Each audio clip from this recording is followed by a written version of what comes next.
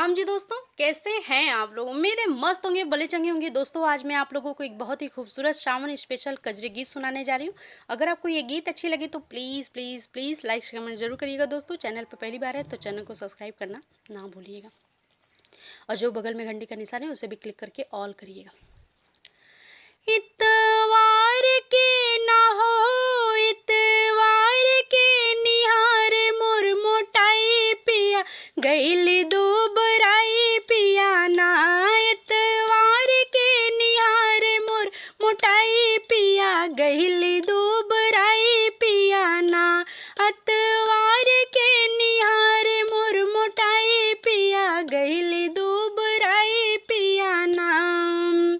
हमरे बाबा के बोला दा हमके नैहर पहुँचा दा। हमरे बाबा के बोला दा हमके नैहर पहुँचा दा। हम त नैहर में ना, हम त नैहर में करबे ओझाई पिया गईली दुबराई पिया ना।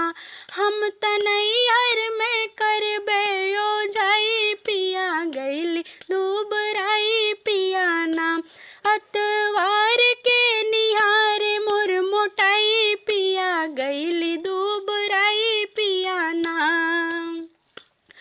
हमरे चाचा के बोला दा हमके नैहर पहुँचा दा। हमरे चाचा के बोला दा हमके नैहर पहुँचा दा। हम त नैहर